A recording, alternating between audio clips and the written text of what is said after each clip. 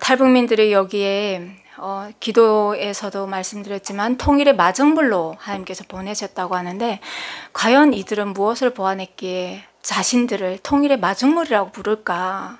그리고 이들이 해야 하는 일은 무엇이고, 이 시대에 왜 한국교회가 그렇게 많은데 탈북민 교회를 세워가실까? 하나님은 대체 어떤 일을 하고 계실까? 이런 사모하는 마음으로 오늘 여러분과 함께 은혜의 시간을 가지려고 합니다. 저는 함경북도 해령이라는 곳에서 살았고요. 지도로 보시면 이렇게 토끼 모양으로 하고 있는 그 두만강과 인접해 있는 곳에서 제가 살았습니다. 거기에서 19년을 살다가 제가 1997년도에 제가 탈북을 하게 되었고요. 탈북할 때까지만 해도 제가 이렇게 살아있을 거라는 생각을 못했고, 또 하나님 앞에서 이렇게 귀한 주의 종으로 부름을 받고 또 하나님만 바라보면서 이 기쁨으로 이 시간을 보낼 줄은 몰랐습니다. 그런데 그 모든 괴로운 순간들, 어려운 순간들이 하나님께서 예비하셨음을 저는 오늘 여러분과 함께 은혜 나누려고 합니다. 97년이라고 하면 북한에서는 가장 많은 사람들이 죽었던 때예요. 96년도부터 많이 죽었습니다. 그러다 보니까 94년도에 고난의 행군이 실질적으로 이렇게 선포가 되는데, 북한에서 발표가 되는데, 94년도부터는 아예 배급이 중단이 됩니다. 중단이 되어서 그때부터는 이 시간이 지속된다고 말한 것이 아니라 북한 정권에서 잠깐이니까 허리띠를 우리가 졸라매자라고 얘기를 했어요. 그래서 사람들은 기다렸어요. 이 고난의 행군이 빨리 지나가기를 바라면서 무엇을 했느냐? 3년 동안 집안의 모든 기물들을 내다가 팔고 이렇게 문물 교환을 했습니다. 식량과 교환을 해서 먹고 살았는데, 그랬는데 고난의 행군이 끝나지 않았죠. 그리고 저희 집은 그때부터 아마 제가 하나님 앞에 오지 않았다고 하면 굉장히 악순환이 시작되기 시작하는 거죠. 94년도에 저희 오빠가 죽었거든요. 김일성이 7월에 죽고, 저희 오빠 그 군복무 하던 시기에 30명이 서해 바다에 빠졌는데 15명이 살고 15명이 죽었어요. 그런데 15명 죽은 가운데 저희 오빠가 있었어요. 그 오빠가 외동아들이었어요. 여기에서는 여기에도 보면 자매님들이 많으시잖아요. 한국은 딸을 낳으면 야, 해외 여행 보내겠구나, 아니면 야, 우리 딸들이 용돈 많이 갖다 주겠구나 하면서 딸을 낳으면 오히려 막 금메달이다, 무슨 메달이다 막 이러잖아요. 근데 북한은 딸이 아무리 많아도 소용없어요. 아들이 있어야 돼요. 아들. 그 이유는 왜냐면 아들이 그 어머님을 모시고 부모님을 다 모시고요. 여기에는 요양원도 잘 돼 있고 의료시설도 잘 돼 있잖아요. 그렇지만 거기에는 아들들이 그 모든 일을 다 합니다. 그래서 저희 집도 그 하나밖에 없는 아들이다 보니까 그 아들이 집안에 대들보고 기둥이고 그 아들이 없으면 안 돼요. 그 아들이 죽고 나니까 딸만 6이 남은 거예요. 그래서 그 상황 속에서 어머님이 처음으로, 저는 그때 어머님이 이렇게 쓰러지시는 거 봤어요. 그런데 그런 사회를 부조리 하다고 생각하지 못했어요. 그게 이상하다고 생각하지 않았어요. 당연하다고 생각했어요. 그 아들들이 13년 동안 나가서 나라를 위해서 복무하고 군사 복무하고 그리고 나라를 위해서 헌신하는 것이 아들로 태어나서는 당연하다고 생각했어요. 그런데 제가 그 생각이 깨어지기 시작한 게, 대한민국에 와서 그때 연평도 천안함 사건이 터져서 그때 42분이신가요? 43분이신가요? 그때 돌아가신 일이 있었는데, 그분들을 향한 국가의 대우, 그리고 남은 가족들을 향한 국가의 처우, 그런 걸 보면서 정말 놀랬어요. 왜 저렇게 대우를 해주지? 저런 처사를, 저런 대우를 국가에서 해주는 걸까? 이런 생각이 굉장히 그때 오리무중했던 때가 있습니다. 제가 한국에 금방 와서. 그런데 지금 돌아보면 저는 인권이란 인자도 몰랐고 자유도 없는 그 땅에서 그게 당연하다고 우물 안에 개구리처럼 살았던 거죠. 이렇게 살던 제가 북한을 나오게 됐는데, 그 나오게 된 이유는 다 똑같습니다. 96년도, 97년도 그때 탈북하신 분들은 다 생계형 탈북이에요. 먹고 살기 위해서 탈북을 합니다. 그런데 거기에 플러스해서 사람들이 그때 못 먹다 보니까 북한 전역에 전염병이 돌았거든요. 장티푸스, 파라티푸스가 도는데 이 병은 굉장히 고열로 앓는 병입니다. 그래서 항생제를 쓰지 못하면 죽어요. 그래서 질병으로 굶어 죽고 나서 두 번째로 강타한 게 질병이 강타를 했거든요. 그래서 북한에서는 300만이라는 숫자를 정확하게 데이터도 나오지 않은 그 많은 사람들이 죽었어요. 그렇게 많은 사람이 죽었다는 것은 여러분이 걷는 순간순간 시신이 그냥 길바닥에 널렸다고 보시면 돼요. 그런데 여러분 생각해봐요. 전쟁이 일어나서 폭탄이 터져서 어떻게 물이 조금 났다고 하면 이해가 되시잖아요. 그런데 그 땅은 총성 한 발도 없었고요. 전쟁도 나지 않았는데 그 좁은 공간에 그 땅에서 그 많은 사람들이 물이 죽음 당한 거예요. 그런데 문제는 그 죽음이 지금 이 순간에도 계속되고 있고, 제가 97년도에 탈북해서 지금 돌아보면 거의 이제는 27년, 28년 이렇게 됩니다.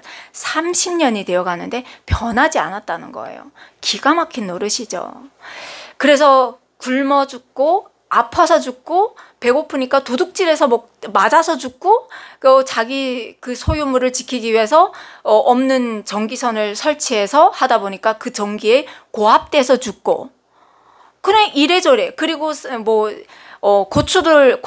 농산물을 따먹었다고 해서 그래서 시범으로 들어가서 죽고, 성경책을 소지했다고 죽고, 그리고 믿었다고 해서 죽고, 이래저래 저래저래 그냥 명목을 다 붙여서 그 땅에 많은 주민들을 죽인다는 거예요. 그럼 여러분 무슨 생각 드세요? 물론 저는 이 자리에서 북한 땅이 나쁩니다를 여러분에게 말하려고 나온 건 아니에요. 그렇지만 저 땅은 정말 생지옥 같은 땅이에요. 그러면 우리 믿는 사람들이 하나님 앞에서 한 번쯤은 생각해 봐야 되잖아요. 하나님은 북한 땅이 손이 짧아서도 못 가는 곳도 아니고 하나님의 통치가 임하지 않는 곳이 아니지 않습니까? 하나님이 이 우주 만물을 말씀으로 창조하시고 다스리시고 지금도 통치하시는 분이 하나님이신데 왜 북한 땅은 저렇습니까? 이런 생각이 당연히 들어야 되는 거죠. 그리고 여러분이 상대적으로 하나님께 받은 은혜가 얼마나 큰지 오늘 그것을 여러분이 아셔야 된다는 거죠. 저는 북한을 나와서 대한민국에 왔을 때 하나님 앞에 가면 갈수록 하나님 앞에 질문이 생겼어요. 하나님 왜 북한 저렇게 놔두시는 거예요? 하나님 무슨 북한에 삐진 게 있으세요? 서운한 게 있으세요? 왜 그러십니까? 그런데 하나님께서 말씀으로 천지를 창조하셨다라는 창세기 말씀을 들으면서 무슨 생각이 오히려 더 들었냐면, 그러면 하나님 말씀으로 저 땅을 고치시면 되지 않습니까? 하나님 앞에 저렇게 불순종하고 하나님을 괴롭게 하는 저 땅을, 저 김씨일가를 하나님 말씀으로 개조시키면 되지 않습니까?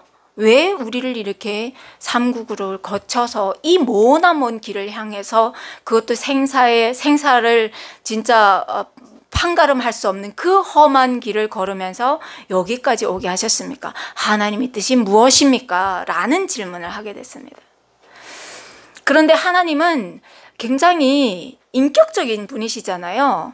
여러분이 하나님과 이렇게 질문을 가지고 하나님께서 우리가 하나님의 그 창조 질서에 궁금증을 갖고 질문을 하면 하나님은 말씀해 주시는 분이시거든요. 말씀을 통해서, 아니면 우리 마음 가운데 감화감동으로 하나님께서 깨달음을 주십니다.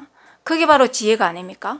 저도 그렇게 해서 받았는데, 사실은 인천공항에 제가 97년도에 탈북을 해서 2003년도에 대한민국에 입국을 했습니다. 그러면 중국에서 5년 반을 헤맨 거예요. 그래서 저는 지금도 중국에 이렇게 가는 분들 보면 막 심장이 화들화들 떨리고 막 이게 온 몸에 솜털이 막 돋아요. 그만큼 막 무서워요. 그래서 한국에 와서도 몇 년 동안 이 119 그 소리만 들어도 막 화들짝 놀라고, 소방서 가는 소리만 들러도 화들짝 놀라고 계속 놀라서 왈차차차 깨던 사람이었거든요.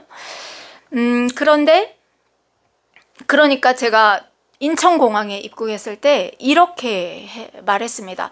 야, 살았다. 드디어 나는 다니지 않아도 된다. 와, 살았다. 그러면서 무슨 생각이 들었냐면요. 와, 나 진짜 운이 좋다. 많은 사람들이 지금 중국 땅에서도 오지 못하고 지금 그 땅에서 팔려가고 그리고 지금도 수감되어 있고 그리고 북한이 너무 잘로 이렇게 막 사는 우리 북한 동포들, 내 혈육들이 거기 있단 말이에요. 그런데 그 쫓겨다니던 삶에서 해방되니까 인천공항에서 너무 놀라운 거예요. 너무 감사한 거예요. 그러면서 제가 그때 무슨 생각을 가졌냐면요. 야, 나 진짜 행운하다. 나는 힘도 없고 누가 뒤에서 이렇게 끌어주는 사람도 없는데 나 어떻게 여기까지 왔지? 야, 이제는 나는 발편잠을 잘 수 있겠다. 이런 생각을 했습니다. 그러고 나서 대한민국에 와서 보는데 심통이 나는 거예요. 막 화딱지가 나는 거예요. 아니, 두만과 하나를 건너는데 중국도 그렇게 잘 살고 대한민국에 왔더니 대한민국은 더 잘 살아요. 아니, 이 작은 한반도 땅을 딱 절반 가르고 어느 쪽은 어두운 어둠 세계고 여기에는 밝은 빛으로 그냥 24시간 켜지. 먹는 것이 정말 골라 먹어도 모자랄 정도로 먹고 나서도 그 음식물 처리하기 바쁠 정도로 그렇게 나가지. 이해가 안 되는 거예요. 이해가 안 되는 거예요. 그리고 제가 어려서부터 받았던 그 교육들을 통틀어 보니까 다 거짓말인 거예요. 어떻게 해요? 제 인생이 송두리째로 거짓말인 거예요. 어디서부터 어디를 손대야 되냐고요. 그래서 제가 매달릴 것이 하나님밖에 없잖아요. 그래서 그때 하나님 앞에 가면서 심술이 나니까 하나님 앞에 질문도 안 했어요.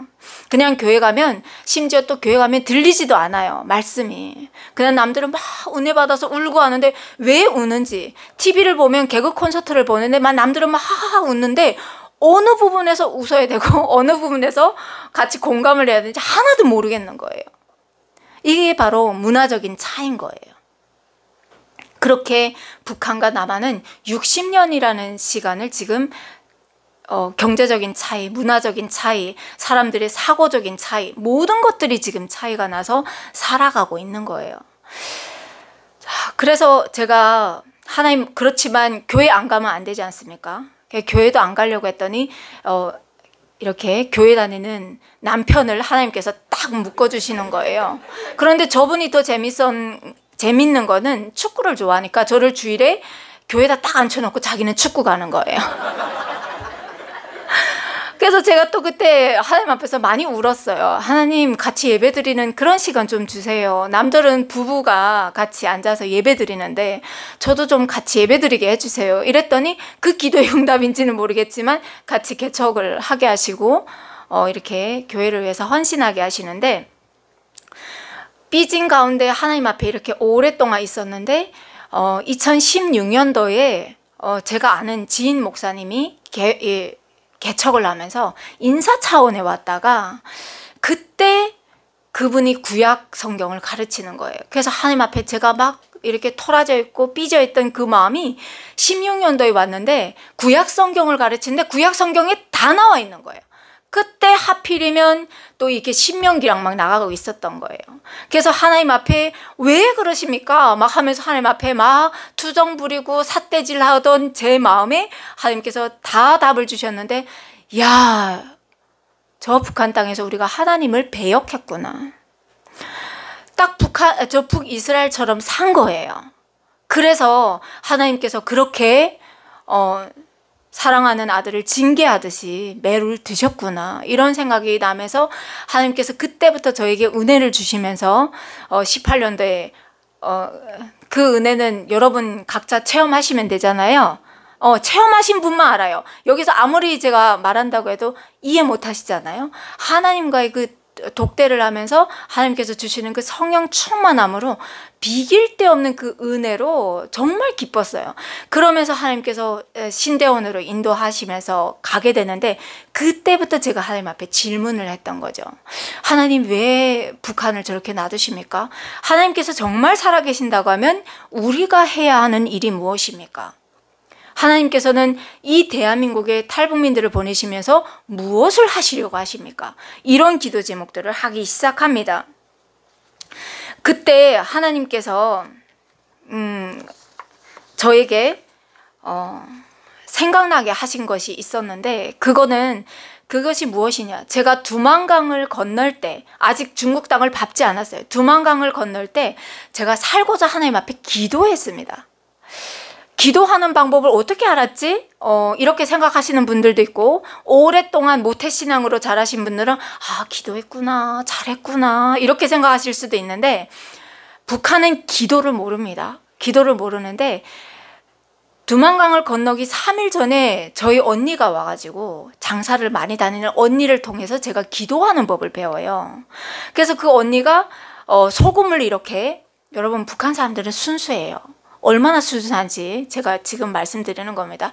소금 한 줌을 이렇게 가는 길에, 장사면 장사, 가는 길에 이렇게 딱 뿌리면서, 길가에서 뿌리면서, 하나님, 우리가 가는 길에 빛과 소금이 돼주세요 하고 뿌리고 간다는 거예요. 빛은 못 잡잖아요. 빛은 못 잡잖아요. 그러니까 잡을 수 있는 소금을 길에다 뿌리는 거예요. 그러면서 하나님, 내가 가는 길에 빛과 소금이 돼주세요 하고 뿌리고 가면 그 길이 아주 형통하더라는 거예요. 그러니까 북한은 이렇게 먹을 것이 없고 아무것도 없으니까 장사 나가면 뭐가 많겠습니까? 도둑이 많죠. 강도가 많고, 그리고 그 길가에서 생명을 잃는 사람들도 많아요. 안 주면 죽는 거예요. 그런데 그런 장사길을 하나님을 부르면서 나가면, 소금을 뿌리고 나가면, 빛과 소금이 돼주세요 하면 그 길이 형통하고 값도 잘 이렇게 취급받더라. 그러면서 저희 언니가 소금을 갖고 가라고 소금을 넣어줍니다. 그런데 북한에는 식량이 없을 뿐더러 소금도 없어요. 여러분, 소금과 식량은 같이 있어야 삽니다. 소금만 있어도 사람이 죽고요. 식량만 있어도 사람이 죽어요. 왜냐하면 소금기가 우리 몸에 들어가야 이 땀으로 배설내면서 이 노폐물들을 내놓거든요. 그런데 그 귀한 소금을, 황금보다도 더 귀한 소금을 지금 넣고 가면서 하라는 거예요. 그래서 제가 그랬죠. 그때는 저는 귀신도 모를 때니까, 뭐 사단이 뭔지 모르지, 아무것도 모를 때예요. 김일성만 알아요, 저는. 그래서 언니한테 그랬죠. 저하고 16년 차는 언니에게 말은 못하고 속으로 그랬죠. 미쳤구나. 진짜 미쳤구나. 어떡하니? 저 언니를 어떡하지? 그래서 제가 그랬습니다. 언니, 여기에서 살려고 하면 소금과 이 식량이 있어야 되니까 갖고 있어라. 그때 9살, 7살짜리 아이들이 있는데 함께 이걸 먹고 살아라. 그런데 우리 언니가 아니다, 이걸 꼭 들고 가야 된다고 하면서 넣어주셨어요. 그때 우리 조카들이 우리 집에 와 있었거든요. 그러니까 북한은 전화도 없고 문자도 안 되고 전보도 느려요. 우리는 가야 되는데 언니를, 그리고 지금 도강하려고 한다. 북한을 도망가려고 한다. 이걸로 무슨 정보로 어떻게 칠 거예요? 그러니까 그냥 우리는 9살, 7살짜리 우리 조카들을 다 데리고 도망가려고 했어요. 그런데 3일 전에 우리 언니가 와가지고 갑자기 불현듯 나타나가지고 기도하는 법을 알려주고 그 아이들을 떠나지 못했어요. 그러고 나서 그 아이들이 외할머니, 외할아버지, 이모들 다 떠난 다음에 우리 언니가 그 다음날에 그냥 그러니까 장사 다니다 보니까 쌀이랑 들고 왔을 거잖아요. 그 밥을 차려놓고 그 밥을 먹고 지약을 먹고 죽으려고 한 거예요. 왜냐면 남은 식구들이 이제부터 받을 고통이 장난 아닌 거예요. 보이부 끌려가서 매 맞고, 뭐 이 탈북민들은 다 알아요. 얼마나 일본 순사같이 악착같이 고문한지 몰라요. 그러니까 그날 그냥 배불리 한 끼 먹고 지약 타서 먹고 죽으려고 했어요. 그런데 우리 조카 그 7살짜리 남자아이가 그러는 거예요. 어머니 나는 살고 싶어요. 어머니, 나 이 지약 안 먹고 싶어요. 그래서 우리 언니가 모성의 힘을 그때 다시 갖는 거예요. 그래, 나는 두려워서 죽고 싶지만 너네 인생을 내가 좌우지할 수 없다. 길을 열어주시겠지. 그러면서 우리 언니가 뭐 보해부 끌려가서 매도 맞고 피도 흘리고 했죠. 근데 그 남은 식구들마저도 하나님께서 다 구원하셨어요. 그래서 그 아이들은 지금 북한에서 지금 이제 30대, 우리 저기 옥선 자매님이랑 비슷한 연배인데 그렇게 살아가고 있습니다. 그래서 그 언니는 지금 여기 와 있거든요. 그래서 또 그 언니도 생리별을 했어요. 중국에 와서 식량 얻어가려고 오다 보니까 자식들 또 떼어놓게 됐는데, 아무튼 그런 아픔 속에서 탈북민들은 옵니다.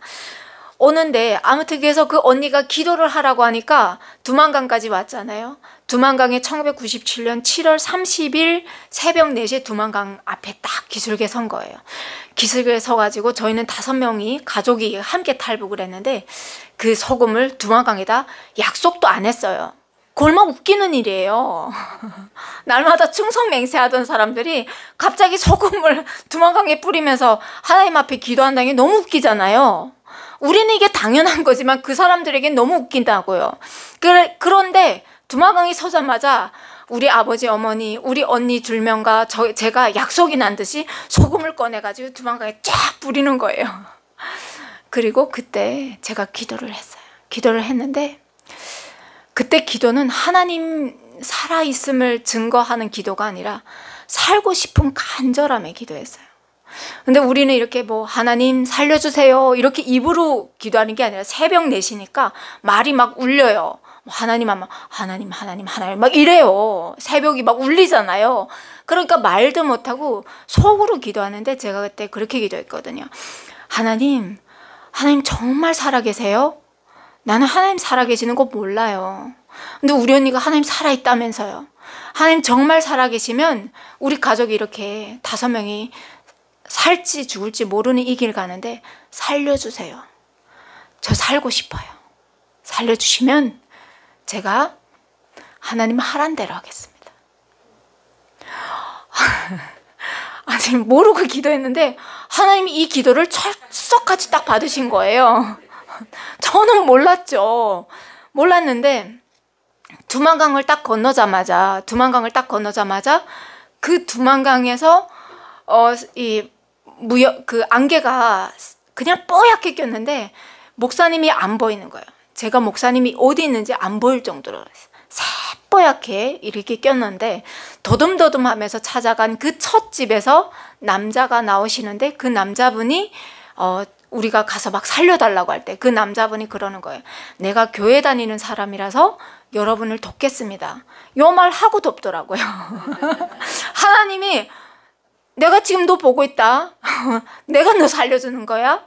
이렇게 딱 표적같이 딱 선포하고 돕더라고요.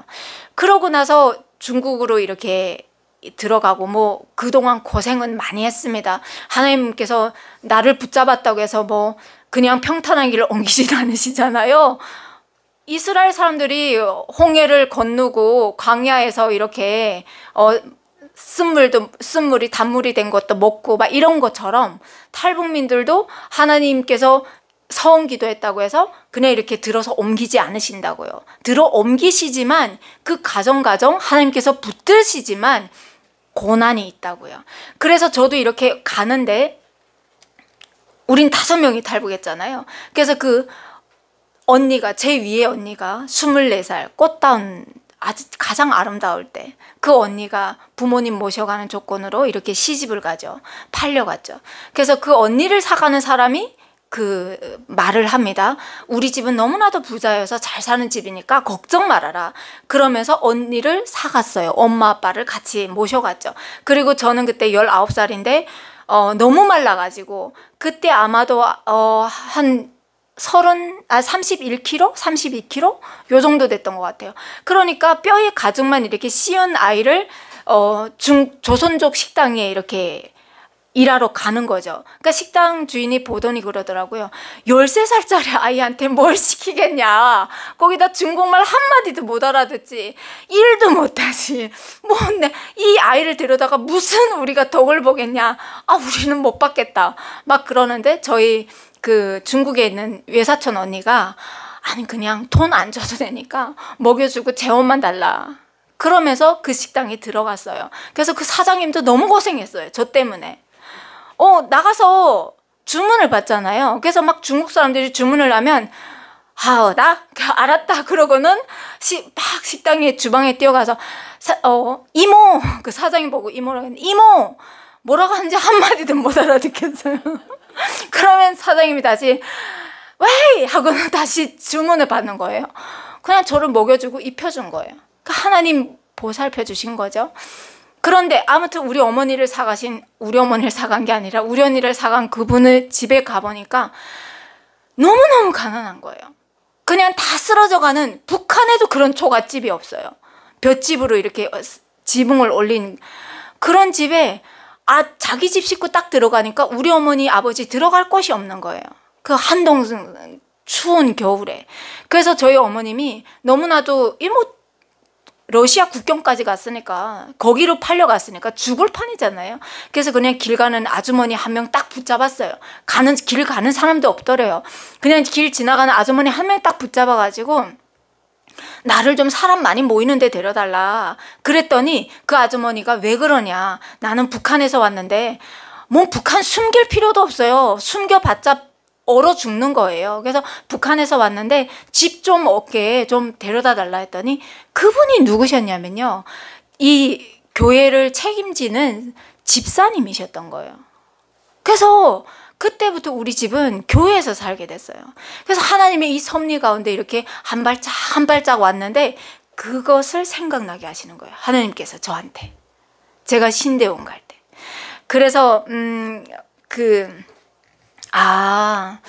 하나님은 이 기도를 기쁘게 받으셨구나. 그때부터는 그러면 제가 물어야 되잖아요. 세워주셨으면 내가 뭘 해야 되는지 알아야 될 거 아니에요.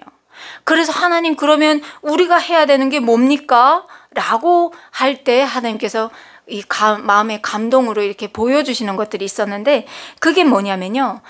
한국교회에서 여러분은 어떻게 생각하시겠는지 모르겠지만 저는 하나님 앞에서 은혜를 받은 게 그런 걸 받았어요. 이 한반도를 제사장 나라로 쓰시는 하나님. 저 북한 땅이 왜 저렇게 됐는지 하나님께서 보여주시는 이유가 저 땅은 내가 예수 그리스도를 믿어서 사형장에 이슬러 죽는 거 아니에요. 그냥 집에 성경책 밀수를 하다가 성경책 많이 들여보내잖아요. 그 조그마한 성경책 하나만 갖고 있어도 수용소에 가야 되고 사형장에 이슬로 죽어야 되고 그 집안 몽땅 몰수당하고 이런 상황인 거예요. 그런데 대한민국은 왜 이렇게 잘 삽니까? 여러분의 선조들께서, 여러분의 할아버지 할머니들이, 그분들이 분단된 이 한반도를 하나님 앞에서 애통해하면서 하나님 저 땅에 우리 가족이 잘 지금 살아있을까요? 하나님 우리에게 복음 통일 주세요. 한 번이라도 죽기 전에 한 번에 저 땅에 가서 제 생사를 좀 알게 해주세요. 그 기도 아니었겠습니까? 하나님 이 전쟁 폐허밖에 이 잿더미밖에 남지 않은 이 땅에 하나님의 교회를 세워주세요. 이런 기도를 드리지 않았겠습니까? 새벽종을 울리면서. 그래서 대한민국은 하나님 앞에 그 많은 축복을 받았지만 저 북한은 오히려 한국보다 잘 살았던 저 땅이 김씨 일가를 우상화하는 그 책의 시간에 맞춰서 점점 사망의 수월로 이렇게 내려가더라는 거예요. 그런데 문제는 더 안타까운 것은 북한 주민들은 내가 왜 죽는지조차도 모르고 죽어요. 내가 왜 태어났다가 가는지도 모르고 산다고요. 그런데 대한민국의 한국교회들이 얼마나 위축되어 있습니까? 세상의 소리가 높아져 가고 그리고 이 인권이 굉장히 최상위급이 되면서 모든 교권이 무너지고 가정의 아버지의 그걸 보고 권력이라고 말하면 안 되지만 아버지의 가장의 그 자리가 무너져 내려가고 이런 상황 속에서 하나님께서 탈북민들을 보내시면서 말씀하시는 것 같습니다. 지금 이렇게 하나님을 잘 붙들어서 하나님 앞에 잘 사는 여러분이지만 여러분이 하나님을 외면하고 하나님의 뜻대로 살지 않고 세상이 보기 좋은 대로 살아간다고 하면 그러면 하나님도 저 북한 땅을 매로 징계하듯이 이 남한 땅도 징계한다는 그런 엄중한 말씀을 탈북민들의 이 입을 통해서 말씀하게 하시는 것 같습니다. 그리고 두 번째는 여러분이 북한 선교를 위해서 얼마나 많은 일들을 했습니까? 그런데 솔직히 밑 빠진 독이 물 붓기 아니었습니까? 열매가 안 보여. 열매가 안 보여. 대체 이 돈이 잘 가는지, 이 물질이 잘 쓰이는지 대체 아무것도 모르겠어. 그랬던 여러분에게 여러분의 그 기도가 무너지지 않고 하나님 앞에 상달되어서, 여러분은 복음 통일을 달라고 했지만 하나님께서 복음 통일인 마중물로 탈북민들을 보내주신 거죠. 그 이유가 있습니다. 그 이유가, 제가 대한민국에 와서 한 20년 되도록 지금 살고 있는데 너무 어려워요. 하나님 앞에 제 기도했었거든요. 하나님, 한국교회 이렇게 많은데 저보고 작년에 개척하라는 그런 메시지를 주실 때 하나님 앞에 그랬죠. 아니, 하나님, 한국교회가 이렇게 많고 대형 교회마다 북한 선교부가 있습니다. 뭐 굳이 우리까지 교회를 세워야 됩니까? 탈북민 목회자분들이 교회를 다 세웠어요. 뭐 굳이 저까지. 그리고 저는 신대원 갈 때 하나님 앞에 이렇게 기도했거든요. 그때 주시는 그 은혜가 너무나도 넘쳐서, 그때 다른 분들은 하나님, 제가 북한에 고아원 10개 세우겠습니다. 하나님, 북한에 저 선전실들을 다 무너뜨리고 제가 십자가 100개 세우겠습니다. 막 이런 하나님 앞에 결단하고 나오는데, 저는 아무리 생각해도 제가 하나님 앞에 뭔가를 해드릴 수 있는 게 없었어요. 그래서 제가 하나님 앞에 그때 기도했습니다. 하나님, 그때 펑펑 울면서, 하나님, 저는 저를 너무 잘 알아요. 저는 하나님 앞에 드릴 게 없어요.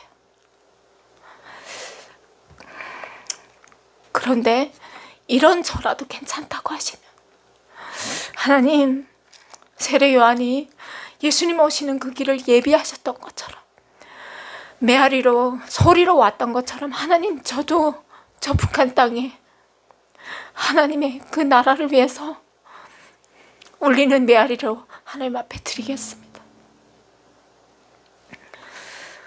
그런 기도를 제가 올려드렸어요. 그런데 개척을 하라고 하니까 당황스럽잖아요. 가진 것도 없고, 둘 다 탈북민이 무슨 저축한 돈이 있겠습니까? 뭐가 있겠습니까?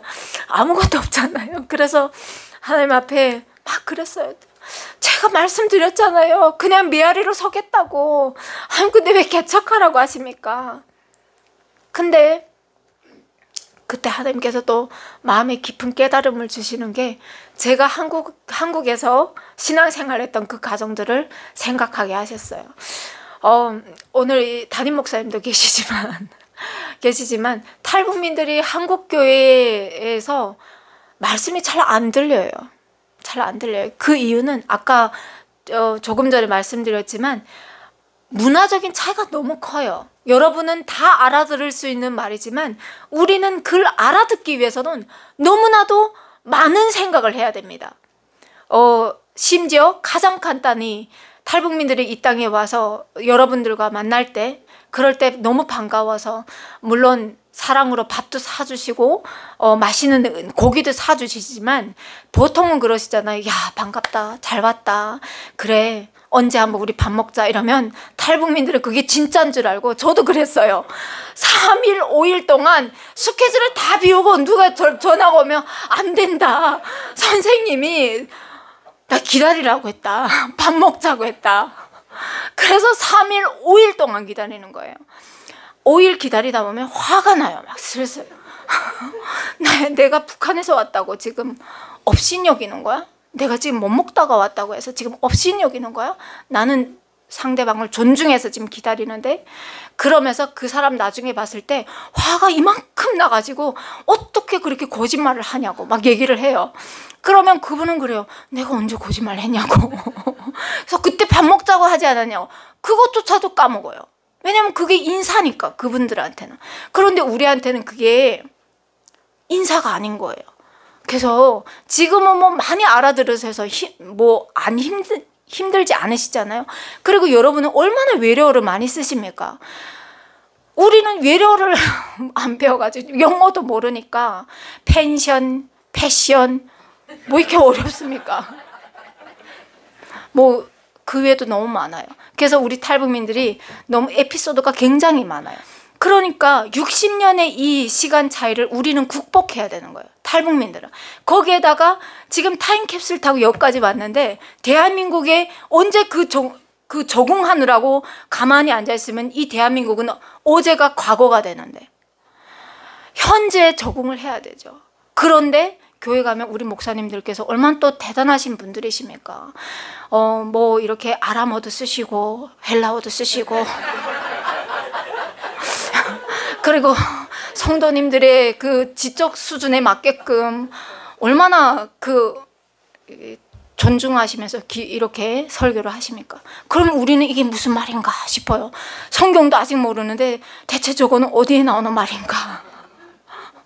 그래서 적응을 못해요. 그래서 하나님께서 우리 탈북민들을 보내시면서 보여주시는 거예요. 너희가 저 땅에서 그 아픔을 너희가 받지 않냐? 너희 부모가 피를 토하면서 죽고 너희 친지가 굶어서 죽는 거 받지 않냐? 그 시신을 아무렇지 않게 너희는 눈물 한 방울 없이 그 관도 만들지 못하고 생땅에 파묻지 않았냐? 너네가 울어야지 누가 울겠냐? 그리고 오늘도 그게 왜 태어났다가 이렇게 허무하게 죽는지조차도 모르고 오늘을 살아가는 그들을 위해서 너네가 가서 기도하지 않으면 누가 기도하겠느냐? 그래서 우리 탈북민들을 보내셨더라고요. 탈북민들을 보내셨다는 것은 하나님의 때에 하나님께서 이 민족에게 복음 통일을 주실 하나님의 놀라운 섭리가 있는데 여러분이 가서 60년, 100년 뒤져있는 그 땅에 가서 여러분이 아무리 하나님은 예수님은 사랑이십니다 하고 말해도 그 사람들이 알아듣겠습니까? 그래서 너네가 준비해라고, 탈북민인 너네가 여기 와서 준비하라고 그래서 보내주셨더라고요. 하나님 앞에 너무 감사했어요. 너무 감사했어요. 야, 우리가 너무 귀한 존재들이구나. 하나님께서 우리를 너무나도 큰 그릇으로 부르셨구나. 그래서 탈북민들은 여기 와서 살면서요, 배부르고 등 따신 그 존재로 부름받지 않았잖아요. 그렇잖아요. 하나님의 그 복음 통일을 위해서 부름받은 소명자들이잖아요. 그래서 이 소명을 깨닫지 못하는 우리 탈북민들은 그 허무함에서 시달립니다. 북한 땅 나올 때는 너무 배가 고파서 저 중국에 가보면 먹을 것이 있겠구나 해서 중국 땅을 건넜는데 그 땅에서는 불법 체류자로 맨날 쫓겨다니니까 아, 저 한국 가면 안전하겠구나 하고 한국 땅에 왔는데 한국 땅에 오니까 더 이상 바라볼 것이 없는 거예요. 그래서 그 허무함에 아무리 배는 이 작은 위는 채워졌지만 그 허무함에 생명줄을 막 포기하더라고요. 그래서 탈북민들과 여러분에게 얼마나 큰 소명이 있습니까? 그 사명이 있습니까? 그들을 바라볼 때 인간적으로 바라보고 왜 저기 못 따라오지? 우리는 이렇게 너희들에게 헌신한데 왜 따라오지 못하는 거야? 아, 진짜 더 이상 못하겠다. 외면하는 게 아니라 예수님께서 그 십자가에서 물과 피 마지막까지 다 쏟으셔서 우리를 구원하셨던 것처럼 생명까지 던지면서 각 사람을 구원하셨던 것처럼 그 사랑으로 탈북민들을 바라봐야 되는 것 같습니다. 그리고 탈북민 교회가 많이 이렇게 일어서고 있는데 여러분이 탈북민 교회를 위해서 기도하셔야 되고, 그리고 오늘처럼 저는 처음에 막 달아다니면서 탈북민 교회 같이 와서 예배도 드려야죠. 그게 바로 북한 선교입니다 하면서 막 얘기를 했습니다. 그런데 이게 쉽지 않더라고요. 한 번씩 오실 때마다 저도 긴장도 되고요. 준비해야 할 것도 많고요. 그래서 하나님 앞에 저도 회개하고 있어요. 그렇지만 이 자리가 필요하더라고요. 이 자리가 필요하더라고요. 그래서 하나님 앞에서 잠자는 신앙이 아니라 그냥 나만을 위해서 하나님 나를 위해서 건져주세요 이런 기도가 아니라 여러분의 입을 크게 벌리시고 하나님의 나라와 그 의를 위해서 오늘도 일하시는 하나님을 바라보면서 여러분이 기도해야 되는 줄 믿습니다. 제가 가장 크게 본 것은 이 한반도를 쓰시는 하나님이셨습니다. 지금 전 세계가 하나님의 말씀과는 정반대로 다가고 있지 않습니까? 동성애가 막 판을 쳐도 야, 그들의 인권도 봐야 되지 않니? 그리고 이 성경은 몇천 년 전에 쓰인 성경이야. 이 성경이 오늘과 맞아? 안 맞아 하면서 하나님의 말씀을 탁 덮어버리고 읽지도 않고, 그리고 하나님 기뻐하시는 것이 무엇인지도 보지 않고, 오직 우리 사람의 귀에 듣기 좋고 우리 마음이 흡족한 그런 기도만 따라가면서 듣는, 그거는 죽은 신앙이고 잠자는 신앙이고 살아있는 신앙이 아니라는 거죠. 하나님 앞에서 크게 벌리시고, 하나님께서 이토록 탈북민들을 보내셔가지고 통일의 마중물로 보내셔가지고 힘내라, 한국교회 힘내라, 너희들이 그동안 하나님 나라에 세운 그 업적들 내가 너무나도 기뻐한다 하고 말씀하시지만, 오늘날은 조금이라도 야, 저기 이 돈이 가는데 안 보여? 이 돈이 어떻게 쓰는지 모르는데 에란 몰라, 나를 위해서 쓸 거야, 더 좋은 데 갈 거야, 더 좋은 것 볼 거야, 더 좋은 거 먹을 거야 하면서 살아가는 이 시대의 크리스찬들에게 하나님께서 탈북민들을 보내셔가지고 말씀하시는 거죠. 젊었을 때야 힘이 나서 하나님 앞에 살아갈 수 있죠. 그렇지만 여러분, 하나님의 때가 다 달았는데 그때 여러분이 하나님 앞에 잘못 산다고 하면 여러분이 얻을 그 열매는 무엇입니까? 하나님의 그 옆으로 갈 수가 있습니까? 저는 못 간다고 생각해요. 말로만 예수 그리스도를 믿는다고요? 아닙니다. 예수님을 믿는 사람들은 삶이 바뀌어야 됩니다. 그리고 주변을 돌아볼 줄 알아야 되고요. 하나님의 시선으로 모든 사물과 모든 관계를 바라볼 줄 알아야 된다고 생각합니다. 그래서 선한목자교회도 통일 예배 조직이 있고 하나님 앞에서 기도하게 하는 줄 믿습니다. 그래서 이 한반도, 저 북한과 대한민국을 들어서 말씀하시면서 누구나 다 대한민국에 오고 싶어하는 이 하나님의 나라로 세워주시면서, 그러면서 한국교회가 올바로 서서, 크리스찬들이 올바로 서서 전 세계 하나님을 외면하고 살아가는 그 시대에 보여주시는 거죠. 무엇을 붙잡겠냐고, 무엇을 붙잡겠냐고.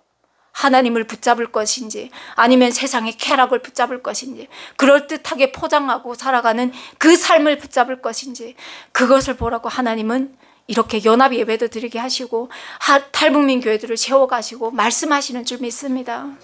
그래서 저는 오늘 여러분에게, 하나님은 죽은 하나님이 아니시고요, 오늘도 이 우주 만물을, 사계절을 다 우리에게 선물로 주시면서 우주 만물을 다스리시고 전 세계를 보여주시면서, 그러면서 한국교회 또 탈북민들에게 또 나중에 우리가 가야 할 저 땅에 하나님께서 말씀하시는 것 같습니다. 우리에게 선물로 주신 그 자유의지로 하나님께서 너희는 무엇을 붙잡겠느냐. 저와 여러분이 하나님 앞에서 힘을 내고 용기를 내고 나만을 위해서 추구하고 살아가는 삶이 아니라 하나님을 신실하게 바라보고 살아가는 저와 여러분이 됐으면 좋겠습니다. 먼저 우리가 기도할 것은 하나님, 우리를 돌아보는 시간이었으면 좋겠습니다. 하나님, 그동안 제가 하나님을 정말 글자로만 하나님이라고 이렇게 외웠던 것 같습니다. 하나님, 내 심령 속에 오늘도 살아서 역사하시는 그 하나님, 이 우주 만물을 통틀어서 말씀하시는 하나님, 제가 하나님을 바라보게 하시고, 하나님, 그 하나님의 구원 계획에 나도 동참할 수 있도록 아버지 은총 내려주십시오. 그리고 내가 그리스도인으로 산다고 하면서도 아버지, 저 북한을 위해서 기도를 신재, 다음 세대를 위해서 기도를 신재, 또 아버지 남한을 위해서 쾌락을 쫓았던 그 모든 죄악들 하나님 앞에 회개하는 시간이었으면 좋겠습니다. 그리고 세 번째로는 하나님, 정말 감사함을 잃고 살았던 아버지, 우리의 죄악을 고백하면서 하나님 감사하며 살겠습니다. 우리의 호흡을 오늘까지도 연장하시고 하나님의 그 놀라운 계획을 바라보게 하신 하나님, 하나님을 신실하게 바라보면서 의지하면서 신뢰하면서 나아갈 수 있도록 아버지 붙들어 주시옵소서. 이 세 가지 기도를 놓고 기도하겠습니다. 주여 한번 외치겠습니다. 주여, 아버지 하나님 감사합니다. 하나님 우리를 이렇게 예수 그리스도 이름 아래 불러주시고 연합하여 주시고 하나님께서 기뻐하지 않았던 아버지 그 삶들로부터 우리를 회개하게 하시니 감사합니다. 아버지 우리의 배가 부르고 우리의 등이 따시다고 하나님을 너무나도 모른 척하고 살았던 아버지 우리의 죄악을 용서하여 주시옵소서. 이제는 더 이상 하나님 앞에 와서 아버지 구할 것도 없다고 하면서 아버지 걸음은 교회로 가지만 아버지 세상을 향해 더 마음을 쏟았던 아버지 우리의 죄악을 용서하여 주시옵소서. 아버지 저 북한 땅에서 오늘도 우리의 기도를 기다리고 아버지 우리의 하나님의 그 사랑을 기다리는데 아버지 우리는 하나님 앞에서 묵묵하면서 하나님 앞에 온전히 서지도 못하고 하나님께서 베푸신 그 사랑을 나만 소유하면서 아버지 살았습니다. 아버지 용서하여 주시옵소서. 이 시대에 아버지 이 북한과 이 남한을 이 한반도를 아버지 구원의 아버지 통로로 쓰시는데 아버지 이 놀라운 은혜 속에 살면서도 감사하지 못하고 살았던 아버지 우리의 죄악을 용서하여 주시옵소서. 하나님께서 오늘도 우리를 지켜보고 계시고 아버지의 그 입술로 하나님을 찬양하기를 원하시는데 그 말씀을 보면서 하나님을 바라보고 하나님을 신실하게 붙잡고 하나님을 의지하고 나가기를 원하시는데 아버지 우리는 하나님 앞에 온전히 서지 못하고 오로지 아버지 나의 문제만을 바라보면서 그 문제를 크게 삼고 살았습니다. 아버지 용서하여 주시옵소서. 아버지 하나님 아버지 감사합니다. 하나님께서 하셨던 그 놀라운 일들을 아버지 또 우리가 하나님 앞에서 살아가야 할 그 놀라운 일들을 하나님 오늘 이 시간 나누게 하여 주셔서 감사합니다. 하나님 우리 심령 가운데 하나님 앞에 정말 신실치 못했던 그 모든 죄악들을 하나님 앞에 올려드립니다. 긍휼이 많으시고 인애가 많으신 하나님께서 오늘 이 자리에 우리를 불러주셨사오니 우리의 그 죄악들을 하나님 용서하여 주시옵소서. 우리의 그 게으름들을 하나님 용서하여 주시옵소서. 하나님 우리가 또 오늘 통일 예배라는 연합이라는 통일 예배 연합이라는 이 기도로 이 예배로 아버지 한 자리에 모였습니다.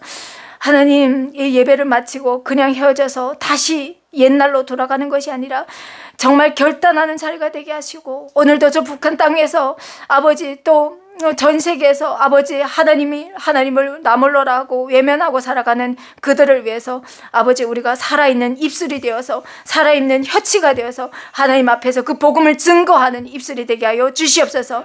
하나님 무엇보다도 우리 다음 세대를 위해서 아버지 침묵하는 우리의 입술이 아니라 아버지 우리의 삶이 하나님 앞에서 거듭나서 우리의 삶을 통해서 살아계신 하나님이 증거되게 하시고 하나님의 그 사랑을 그 아이들에게 전달하는 전달자의 삶이 될 수 있도록 아버지 은총 내려 주시옵소서. 오늘도 아버지 이 예배 가운데 함께하여 주신 하나님을 찬양합니다. 감사합니다. 모든 영광 하나님께 올려드립니다. 예수 그리스도 이름으로 기도드립니다. 아멘.